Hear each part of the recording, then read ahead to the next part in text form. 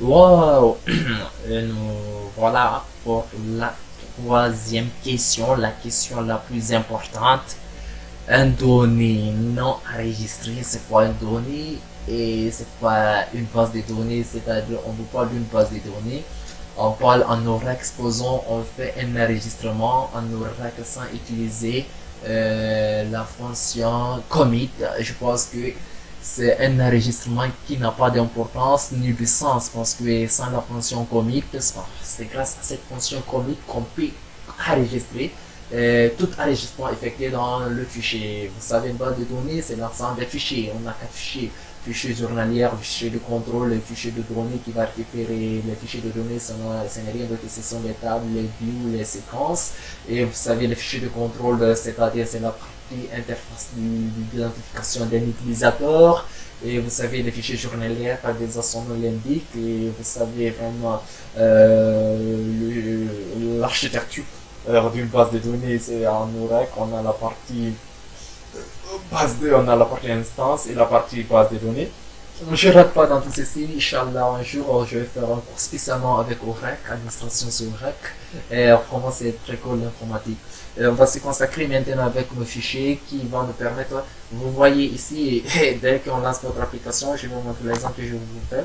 Déjà, on a fait l'enregistrement, on a fermé l'application, l'exécution s'est terminée correctement, on a affiché les utilisateurs. Je pense qu'on a inséré des utilisateurs. Logiquement, quand on clique sur l'option d'afficher les informations des étudiants, on doit nous afficher.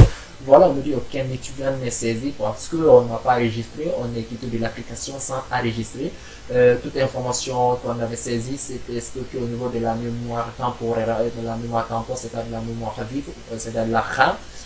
Donc, les informations sont temporaires, les informations existent lorsque l'application vraiment fonctionne et qu'on ferme l'application, on perd toutes les données.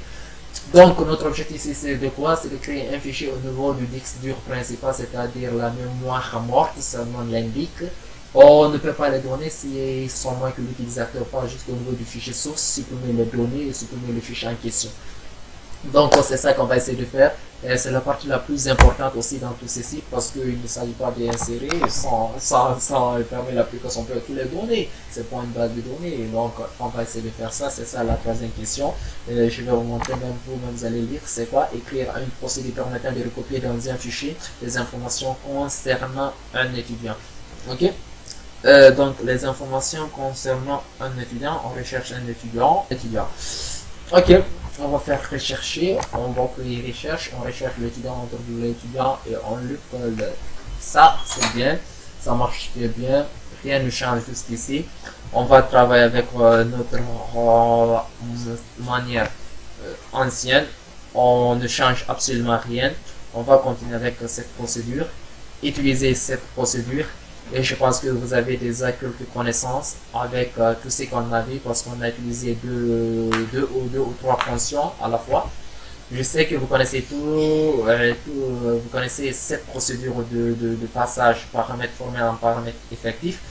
Donc, on n'a pas beaucoup de choses à voir dans ça.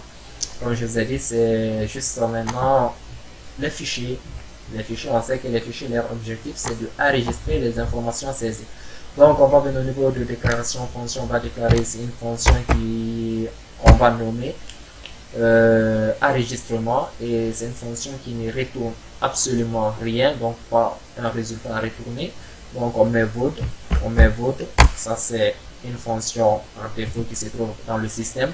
On dit enregistrement, c'est bon, enregistrement, on va enlever le point virgule ici, on n'a pas besoin, qui prend un paramètre de type étui, ok, qui est un point d'or, si on veut, on le définit ainsi, et qui prend le nombre, un entier int, le nombre d'éléments enregistrés, on met point virgule. Au niveau de la déclaration d'une fonction, les points virgule sont obligatoires à la fin de l'instruction. On se base au niveau du traitement de la fonction. On met des commentaires ici. On va dire enregistrement étudiant. Ok, enregistrement étudiant dans le fichier. Dans le fichier. C'est mieux comme ça. On colle la fonction copier, on enlève le point virgule au niveau du traitement, on n'a pas besoin de ce point virgule. Et là, on est obligé de déclarer le nom du variable, c'était, et puis je vous ai dit que le nom d'une variable du paramètre formel n'est pas obligatoirement le même nom au niveau du paramètre effectif. C'est aléatoire, vous pouvez nous donner les mêmes noms, ça change absolument rien, ça fonctionne correctement. On a vu l'exemple d'ailleurs, ce n'est pas la peine de répéter cela pour vous. On continue avec ça. Maintenant, qu'est-ce qu'on va faire?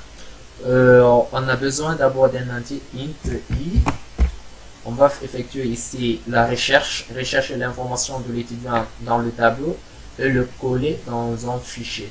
Donc c'est ça l'objectif. On va commencer par ça, et pour faire la recherche, on est obligé de demander à l'utilisateur de saisir d'abord l'élément recherché. Donc au niveau de la programmation dynamique ou bien la programmation d'application web, vous avez vu l'importance des clés primaires, c'est-à-dire les index. Leur objectif, ça permet de faire la recherche rapide des éléments dans un tableau. Donc ici, on va déclarer une variable qui s'appelle mat de type char. Ok, on va mettre char, on va mettre matrique de même taille que notre matricule 12 caractères.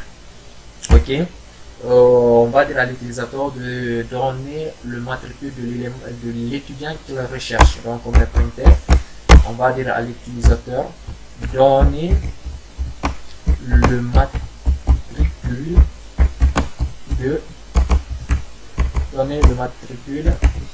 de l'étudiant recherché. Je pense c'est mieux, le matricule de l'étudiant recherché, c'est mieux comme ça. On fait un retour à la ligne. Ok, on met point virgule, c'est une instruction qui est là, une instruction éternelle pour un point virgule, on met scanf.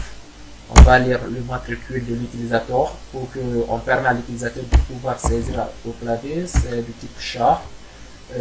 On va lire, on n'a pas besoin de mettre ici l'adresse de la variable, on met virgule, puis notre variable matri, notre variable qui s'appelle matri. Jusque là c'est bon, parce qu'il faut rechercher l'utilisateur. Quand on trouve l'utilisateur, on le colle dans le fichier. Donc on va passer par la méthode là, et à partir d'ici jusque là c'est bon. Qu'est-ce qu'on va faire maintenant? On va utiliser ici la boucle while, c'est-à-dire la boucle tant que, et c'est l'importance de cette boucle aussi ici. On peut utiliser for, mais je vais utiliser la boucle tant que. Je vais dire quoi? Je vais initialiser mon indice de parcours i0, ou bien j'aurais pas ici la condition à vérifier. La condition ne se vérifierait pas si je n'initialise pas i à 0. Je vais dire while. Tu sais qu'est-ce que tu vas me faire? Je vais me la coller 2 fois. Tant que i est strictement inférieur au nombre d'étudiants qui se trouvent dans la base de données. Est-ce que tu vois? Le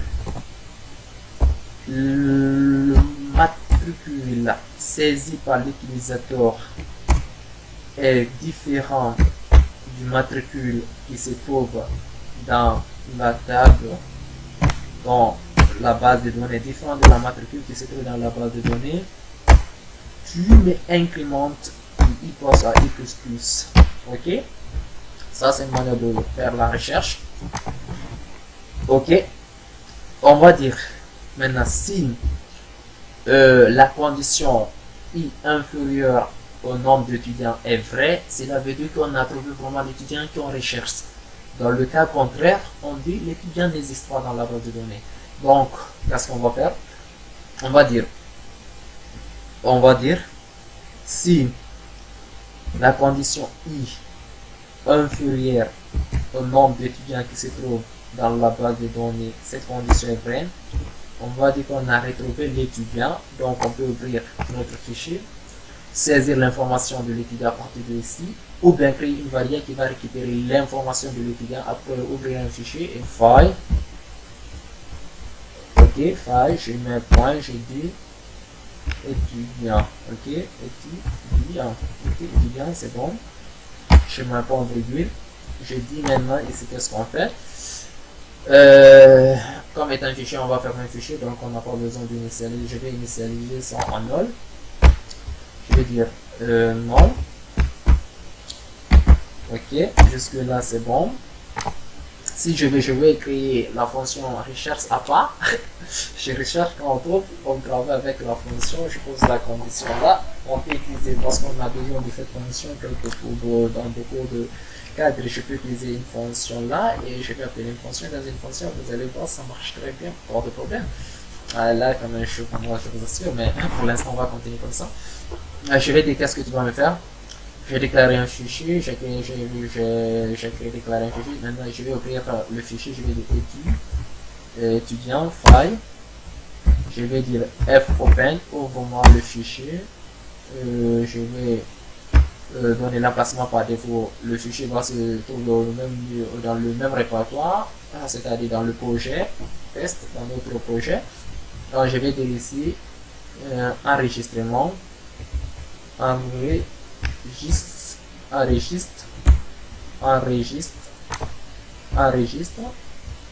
Le mode d'ouverture, je vais éviter de supprimer à chaque fois que j'ouvre, à chaque fois que j'exécute le programme, je supprime le fichier. À chaque fois que je fais le choix 3, je supprime le fichier. Donc je vais faire le mode d'ouverture A+, c'est-à-dire si le fichier n'existe pas, tu le crées. Et si maintenant le fichier est créé, je vais rajouter d'autres informations, tu ajoutes les informations à la fin du fichier. C'est mieux de créer comme ça. Ok, jusque là c'est bon, je mets CTRL. Je vais effectuer et je vais tester d'abord si vraiment le fichier c'est correctement ouvert ou pas. Donc je vais mettre if, si par exemple si cette condition là est vraie, cela veut dire si cette condition parce que là null c'est 0, si étude est vrai, si cette condition étudiant file est vrai, il m'affiche printf impossible d'ouvrir le fichier. Ok, impossible d'ouvrir le fichier. Ok, on a un retour à la ligne. On voit que le solde du système se compte au même niveau. Sinon, je mets else. Sinon, on effectue le traitement. On est à partir d'ici.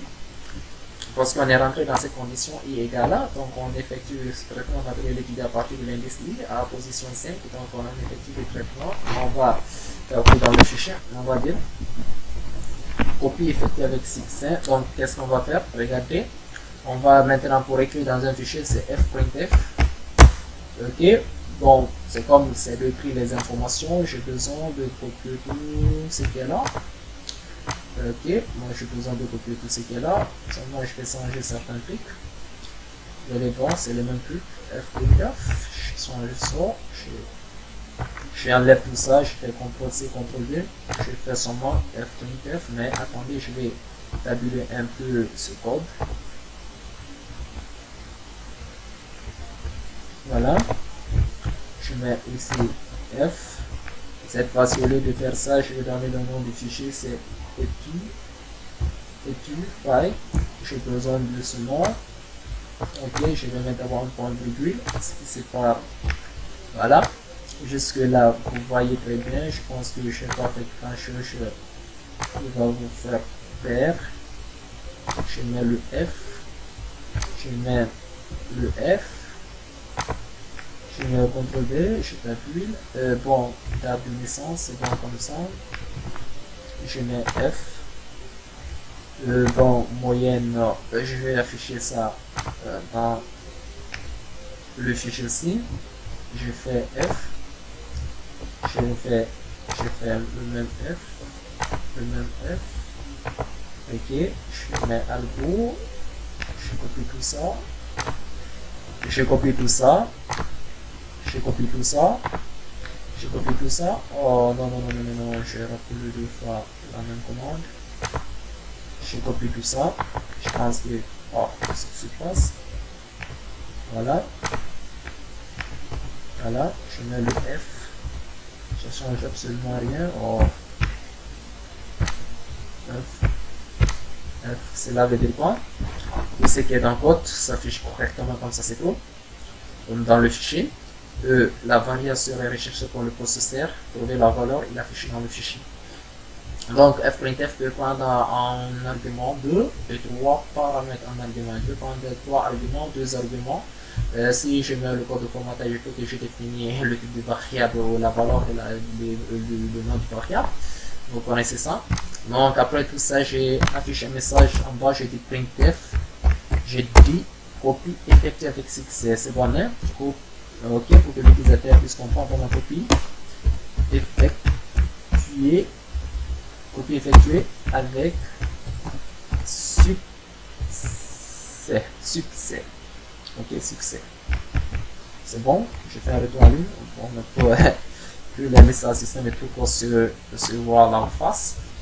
Donc, à partir d'ici, je vais ouvrir un fichier. Je vais ouvrir le fichier dans quoi? Dans le if. Donc, à partir du if, je dois fermer le fichier, je vais me positionner dans le if. Cela veut dire quoi? Je vais mettre free. Je vais voir est-ce qu'il y a d'importance. Je mets et puis je vais libérer la mémoire, puis je ferme le fichier, notre fichier. Fclose.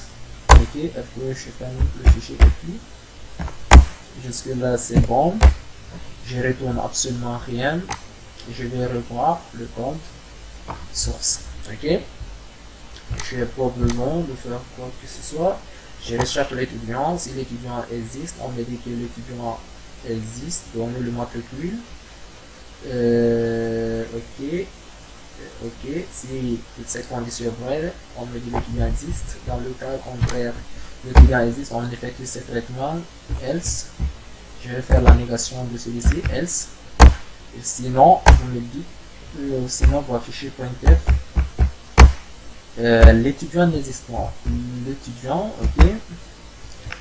L'étudiant n'existe pas. N'existe pas, ok. L'étudiant n'existe pas. Ok. Je dis bon. L'étudiant n'existe pas. Je pense jusque là c'est bon. L'étudiant n'existe pas. Ok, on va revoir. Je dis un entier, la liste des étudiants. On parcourt la boucle. On recherche l'étudiant. En non sans affichage. Ok, voilà. Vous voyez les messages. Lorsque vous utilisez ici les commentaires, enregistrement, prendre un paramètre. J'ai déclaré un fichier. J'ai dit de type, donner le matricule, et on initialise, ok, on parcourt. Si on trouve l'étudiant, la condition là reste toujours vraie, l'étudiant est retrouvé. On rentre, on ouvre un fichier en mode A, on pose la condition si le fichier est bien toujours, ok. Dans le cas contraire, le fichier est bien ouvert, on effectue l'opération là dans le fichier, tout, après on dit copie effectuée avec succès, on livre dans le cas contraire, on ne trouve pas l'étudiant. On peut dire vraiment l'étudiant n'existe pas, ok. C'est bon, jusque là c'est bon. On vient maintenant au niveau de notre fichier principal, case. Ok, je mets case 3, 2 points, je fais les commentaires, je dis copier l'étudiant. C'est bon.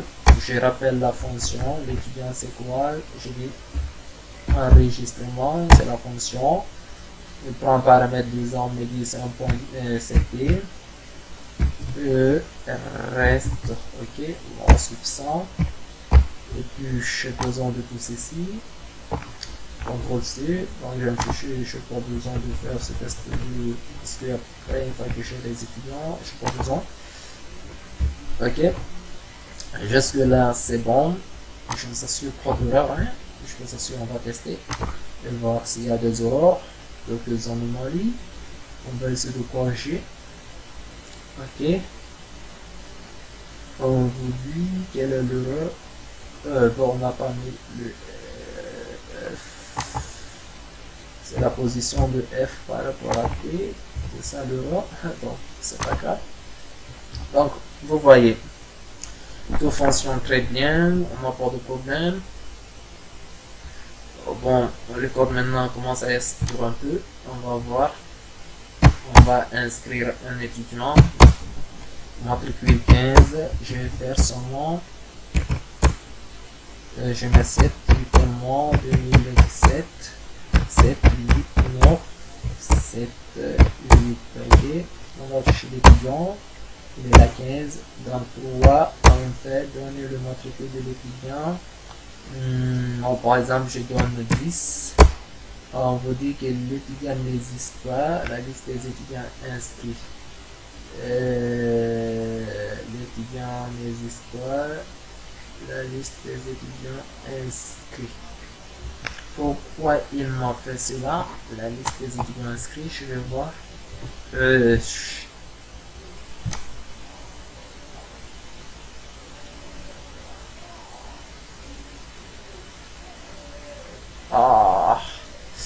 C'est le problème, c'est ici. C'est ça le problème. C'est ça, tout fonctionne très bien. Tout fonctionne très bien. On dit l'étudiant n'existe pas. On avait fait l'appel de la fonction, encore une autre, c'est ça. C'est ça, tout fonctionne très bien. C'est désolé qu'on n'a pas tenu vraiment à regarder. On s'est consacré seulement. Donner le matricule. L'étudiant n'existe pas. On va inscrire un étudiant. Je vais donner 15 matricules et je vais mettre dialogue. Maintenant, si ça ne fait pas, on va voir maintenant qu'est-ce qui se passe à l'intérieur. Je mets 7, 8 mois, 1996. Donc, je mets 7, 8, 9, 6, 7. Ok, c'est bon. J'affiche l'étudiant, c'est affiché. Je fais pouvoir, on fait recherche 10. L'étudiant n'existe pas. On va faire pouvoir 15. Bon, l'étudiant n'existe pas. On va revoir maintenant ça au niveau du traitement fonction. Pour savoir comparer une chaîne de caractères, et là je suis un peu allé très loin pour comparer une chaîne de caractères, mais c'est revenu. On utilise la fonction qu'on appelle strcop. Ok, c'est la fonction pour comparer une chaîne de caractères à une chaîne de caractères. Donc cette fonction là ne répond pas comme ça. On met CTRL X, on met entre parenthèses d'abord, on met strcmp strcopy, on efface ce qui est là d'abord, on colle notre structure qui est là, et donc au lieu de mettre ça on met virgule si c'est là est différent de 0, là on a fait la comparaison. C'est ça pour comparer une chaîne de caractères. C'est pour cette raison que ça ne fonctionnait pas. On met strcopy, on dit qu'elle est ok, on donne le code, c'est bon. Voilà, je vais mettre un nouveau code pour la fermer, le dernier, c'est ça. Voilà. Voilà, voilà le roi qui se produisait. On a oublié qu'on utilisait une scène de caractère et vraiment c'est ça qui se passait. On parcourait vraiment jusqu'à dépasser la taille maximale du tableau, les éléments on dépassait le nombre d'éléments saisis dans le tableau, dans notre base de données, parce que là on ne trouvait pas, parce que c'est pas comme ça qu'il faut comparer une chaîne de caractères. Et là, ça marche très bien, mais qu'est-ce que je vais faire d'abord? Je vais donner au niveau du fichier. Je vais fermer tout ça au niveau du fichier. Je vais d'abord nettoyer le fichier qui se trouve ici, dans le projet. Le fichier venir que là, je comprends même pas quel est ce code, parce que moi, c'est pas le fichier que je demande. Ok, je fais la saisie. Ok, je vous assure, ça va marcher 15.04. Je mets Diallo, c'est pour cette raison que Isman, on me fait n'importe quoi. Le jour, je mets le 7 mai du monde 1996, c'est ma date de naissance, 7 8 9 7 9. Voilà, on affiche, c'est 15.04, on dit quoi chercher, je mets 15.17, on met le bien ne marche pas, je mets 15.04, chikiboum, copier effectué avec 6. Voilà le problème aux heures, c'est que si on a utilisé quelque chose, je vais avoir dans notre fiche parce que l'autre fichier affiche quelque chose qui était normal. Voilà le travail effectué, donc c'est ça la question en effet. Bien sûr, j'ai modernisé un peu la question. Je vais revenir à la phrase elle-même. Vous allez écrire une procédure permettant d'afficher les informations d'un étudiant, donc c'est de rechercher l'étudiant, c'est la même procédure. Vous voyez maintenant écrire une procédure permettant de récolter dans un fichier les informations concernant un étudiant. Donc, et puis écrire la fonction duel permettant de récupérer depuis un fichier les informations concernant l'étudiant. Je pense que notre programme a répondu à la norme. Et si on a recherché l'étudiant, on a trouvé l'étudiant, on a enregistré automatiquement l'étudiant dans la base de données. Donc, c'était ça le petit détail qui me fatiguait. On a essayé ici de faire la comparaison d'habitude comme un entier. Il faut y savoir, lorsque vous voulez faire la comparaison entre une chaîne de caractères, il faut utiliser la fonction strcopy. C'est une fonction qui se trouve dans la bibliothèque string. Sans la fonction la bibliothèque string, vous ne pouvez pas l'utiliser et cette fonction est parfaitement importante. Vous avez bien cette notion, je ne vous ai pas parlé, je sais qu'ils vous ont parlé des chaînes de caractères, vous respectez tout ceci. Vous qui avez suivi ce tuto, peut-être pour ce petit erreur qui nous a un peu bouleversé la tête, on a oublié la notion de chaîne de caractères. Et voilà l'importance des chaînes de caractères. On a vu maintenant, la programmation c'est comme ça. Quand même, je vous demande de vous informer très bien, de vous battre. Je pense que vous avez tout compris. Ici, on a recherché, on a trouvé l'étudiant. Quand on trouve l'étudiant, la condition de l'AFS, c'est que ce l'étudiant est trouvé. On ouvre notre fichier, puis on teste si le fichier est bien ouvert. Dans le cas contraire, si le fichier n'est pas bien ouvert, on affiche le mot impossible d'ouvrir le fichier. Dans le cas contraire, le fichier est bien ouvert, on effectue ce traitement dans le fichier. Après, on ferme notre fichier. Bon, on va essayer de libérer. Je vais voir si c'était possible. On va mettre free. On va libérer notre fichier, voir si c'était possible étudiant, parce que c'est possible, c'est une faire compiler. On va voir, on va ressaisir notre étudiant. Vous pouvez chercher tout ça, de ne pas ressaisir le même matricule existant dans la base de données. Vous avez plusieurs possibilités, c'est la programmation, donc on va essayer de faire ça. On va faire on. Ok, bon, c'est même pas la peine de. Ok, on va saisir l'étudiant, on va faire 14017. Non, je mets Camara, c'est mieux, tout bien écrit. Camara. La fille de notre classe, Fatoumata. Je sais pas pourquoi j'aime la nom de cette fille. Peut-être la manière qu'elle se voit en classe, j'ai mis. 96. Puis donne la moyenne annuelle de l'étudiant, donc elle se voit pas mal, quand même je suis un qui se voit pas mal. Là quand même je suis très content avec elle, voir une fille qui étudie vraiment. Donc on va venir faire une recherche, on va faire 15-12, on veut de l'étudiant là, je mets 15-17, l'étudiant n'existe pas, je oublie que notre 15-07, je mets 15-07, Chikibon, c'est 15-07, 15-07, je mets 3, on va faire la recherche de l'étudiant.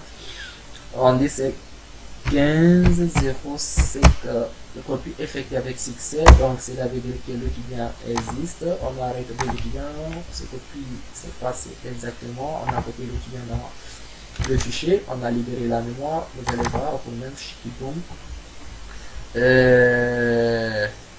L'engagé, c'est ça, voilà mon matricule. Donc, qu'est-ce que je vais faire? En effet, vous voyez, j'avais copié Camara 2 fois sans se rendre compte. Il y en a 15-17. Et bon, ça c'est les notes, 15-17.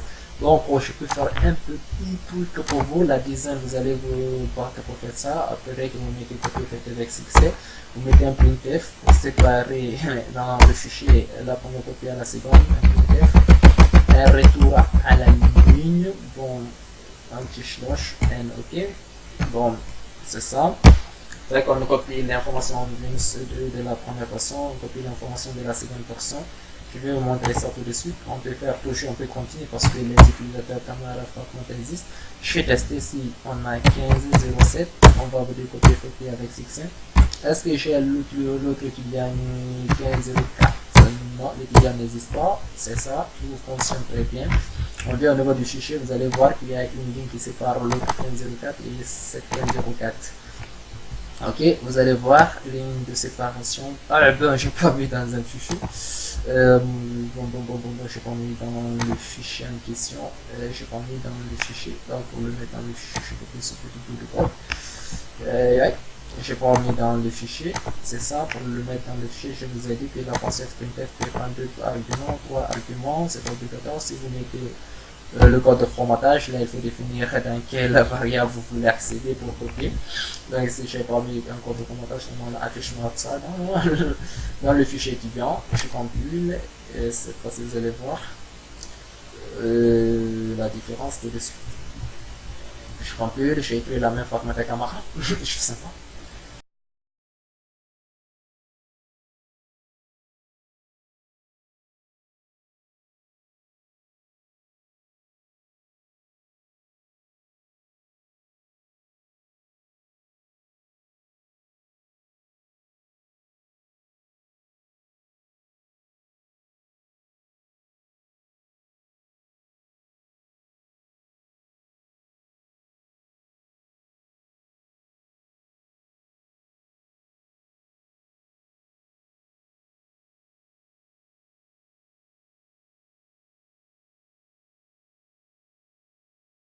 La copie dans le fichier. J'ai fait le copie dans le fichier. On me dit de rechercher ici le matricule, je mets 14. On me dit que l'étudiant n'existe pas, je mets 1507. Je dis bon, c'est 1507, je pense, 1507, ouais. 150. Non, 3 d'abord. On me dit recherche, je dis c'est 1507. Ok, copie effectué avec succès. Vous allez voir la différence cette fois-ci. Dans le fichier, vous allez voir le trait qui est affiché. Et c'est par les premiers enregistrements, voilà, le trait, qu'est-ce qui se passe, parce que le trait à la fin, donc dès que je fais un deuxième, on m'affiche directement ça. Donc à partir d'ici, je peux effacer tout ce qui est là. Boum, voilà, j'efface tout ce qui est là. Boum, j'efface tout. Boum, ok, vous allez voir vous-même, je vais m'inscrire moi-même maintenant. Vous allez voir 1508 est inscrit. Je vais m'inscrire moi-même dans le son. Moi aussi, je vais faire pour moi. Je vais dire inscrire-moi une seule personne. Matricule, je mets 1504. Je fais entrer, je mets Diallo. Puis Ousmane. Puis je donne la date de naissance. Homme, 9 mois 1996.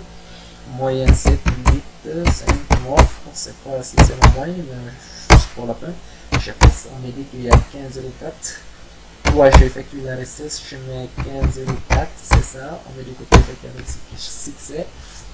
Je vais venir au niveau du fichier, afficher, vous allez voir la différence, ce que je vous vois là, vous allez voir le premier enregistrement de la recherche et moi, il y a eu un trait qui ne sait pas. Voilà, maintenant, je vais insérer aussi un ami aussi qui est important, qui se voit très bien, qui réfléchit très bien. C'est je mets 1704 Georges Konaté, je mets Konaté, c'est bon, Konaté, Zor. Tant mieux, attends de voir. Mon ami, ne te fâche pas si j'écris mal ton nom, mais c'est que sûr. Je suis content de toi aussi, ta manière de réfléchir. 1980, le poids de 15, bon, lui, j'en suis sûr qu'il est de 14. Ok, bon, 17, 18, c'est possible. Peut-être il est comme moi. Moi, je vais copier, je mets 1704, je pense c'est ça, copier avec succès. Voilà maintenant l'essentiel du cours, en effet, c'était tout ce qu'elle devait voir. Et je vais afficher le fichier, vous allez voir vous-même ce que surtout est inscrit.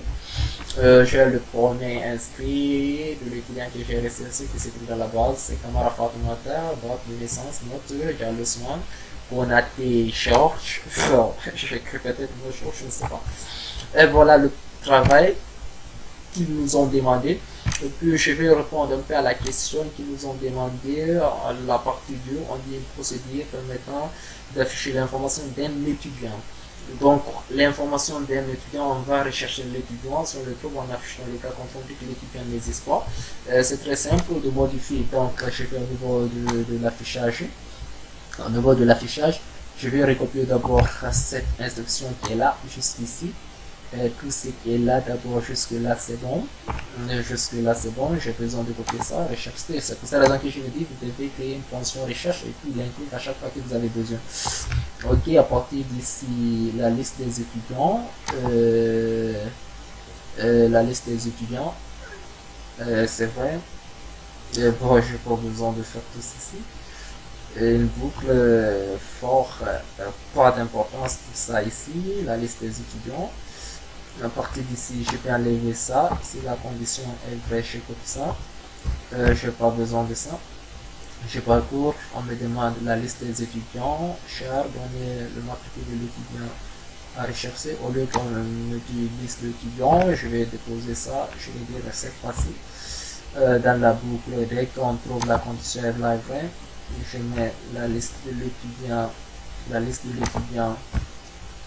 inscrit, la liste de l'étudiant inscrit, c'est bon, jusque là c'est bon, on a attribué, sinon, tu me dis else, je copie le else qui est en bas là, parce que ça change absolument rien, l'étudiant n'existe pas dans la base, CTRL C, donc il faut rechercher l'étudiant avant de l'afficher, donc c'est ça fait un peu malin dans cette programmation, c'est ça.